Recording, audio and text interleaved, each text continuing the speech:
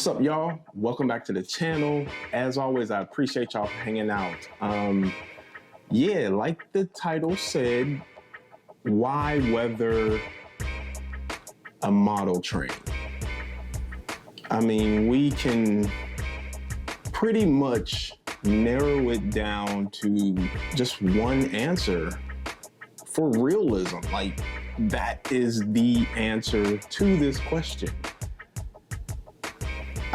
I had some folks on social media again bring up why would I do what I do to model train. You know what? Let's just get into the conversation. You guys also, if there's any other reason why or why not do it, just let's talk about it. Matter of fact, let's just do the video and we'll go from there. So the question is, again, why would one want to weather a model train? For me, if anything is to be prototypical, it's going to be the rolling stock, right? Y'all been following me for a minute. You know I love weathering stuff. I love making stuff look old and grungy and raggedy and all that stuff.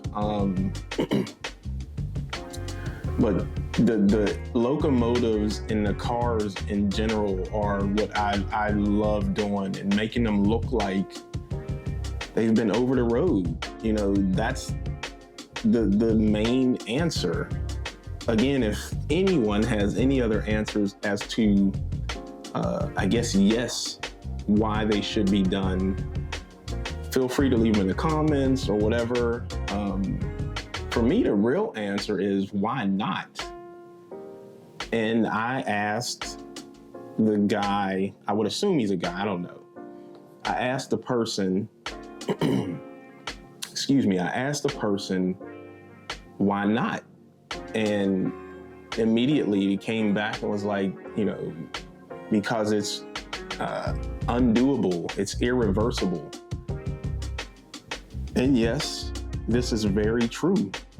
It is super irreversible, especially the way I do it. Now, you may get somebody that, you know, weathers it pretty light, and I don't know, if you use enough alcohol and enough microsol and different solvents, but then you're risking a chance of ruining the plastic from which the train itself is made out of. And speaking of plastic, for me, another reason I love weathering model trains is so it isn't all shiny and plastic looking and you know, unused.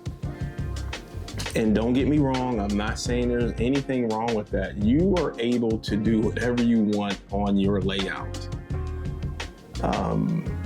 For me, taking that glossy, toyish looking visual off of that train, I just love doing that. And granted, even in real life, yes, there are some brand new trains that are being made and they're running on the road and they're squeaky clean. They ain't gonna last that long like that. So, you know, you get a brand new Dash 9 that, let's say, Norfolk Southern CSX BNSF made, it goes across the country one good time and it's not gonna look brand new and shiny anymore. I remember looking at videos of those first responding units from CSX. Oh yeah, they was crispy clean coming out the gate. But them jokers ran the road a little bit and they are filthy now. And I'm sure they probably washed those just because of the type of units they are, as far as representing the military, U.S. Armed Forces, firefighters, and police departments. But once they ran across the country a little bit, those things were pretty wore out. So for me, and this again is my personal opinion, I just like weathering the trains to make them look more realistic. If you don't want to, then I mean, hey, that's on you. You know, I'm not knocking you for what you like. Again, it's your railroad. You do what you want. Do what makes you happy.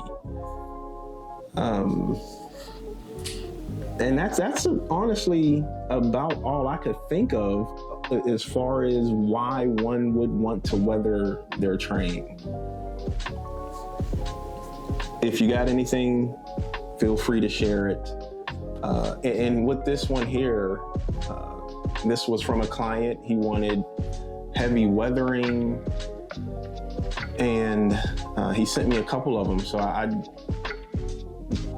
typically will start with one to kind of get my feet wet on how I want one side to look, and then I'll try and mimic it on the other side. So once I get a rhythm going, I can probably do 2 either engines or box cars almost simultaneously. Meaning, you know, I'll do one side while that's drying, I'll start the other one. Once I finish with that one, and I'll flip the other one over and like that. So I can do about 2 at the same time. And obviously, engines are going to be a little more time consuming, a little more detail is on these things, and you know, you got to take the handrails off and tape up the windows and stuff like that. So engines will take a little longer than a box car or a hopper or something like that. But for the most part, I could do 2 at a time and just weather the heck out of them. You know, I'll do the trucks. So I'll start off with a dull coat after everything's been taped up. I'll put a dull coat on there, and that's just so that any other paints, whether it's airbrushing, regular brush acrylics, powders, all that stuff, whatever, you know, I use, that dull coat creates what we call in the art world a tooth. So some paper is more toothier. I don't know if that's a word, but is a little more toothier than some other paper. So you have really slick, smooth paper, but then you have rough paper. When it's rough, it tends to have tooth. So that's what dull coat is really doing, is adding tooth or teeth to the shiny, slick, brand new out the package plastic model. And again, it's just allowing other products to stick better. Then I'll come in with airbrush, whatever I want to do first, and it's typically airbrushing. So, you know, over time, paint tends to fade, you know, whether it's the sun, rain, snow, the elements tend to fade paint. So that's what I'm mimicking. I'll take like some really light dust color and just go over the whole engine or car, in this case the engine, to replicate that the paint itself has been faded. And I'll come back in with some regular acrylics to do the engine grates and all that stuff like that. Then I'll come back in with some powders here and there, some more acrylics for the trucks and all that stuff. Then next I'll do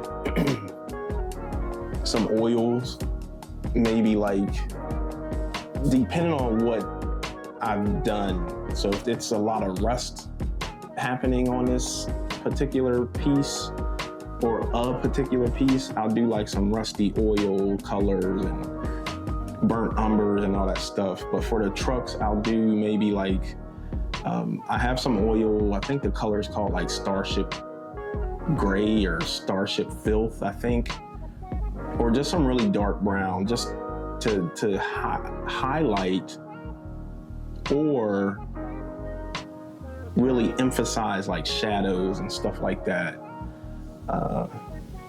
Powders is typically last, unless I want that powder to look really cruddy. Then I'll add either some solvent or like some other type of oil paint, or a wash of oils mixed with the powders to create like a crusty, really crusty looking rust, or crusty looking, you know, where the metal has had its time to,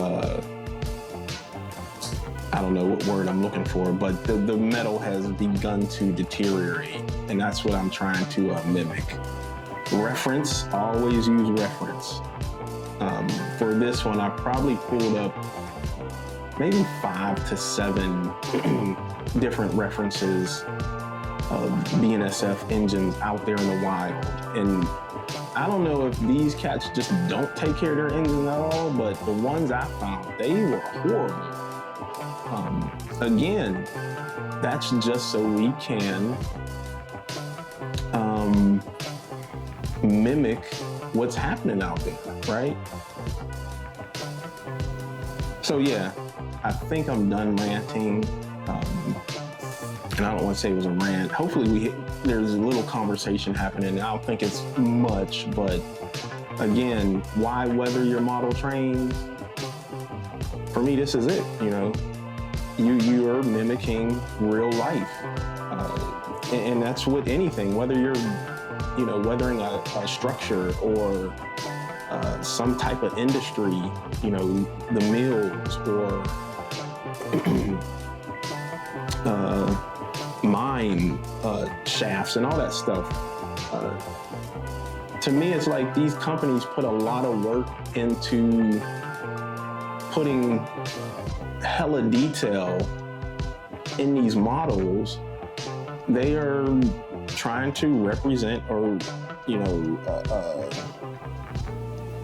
mimic real houses and real buildings and real trains. Scale Trains just did a video of, I can't remember the owner's name, but he was out looking at one of those big turbine engines and explaining, you know, and showing how he goes about getting all that reference. That's a lot of work.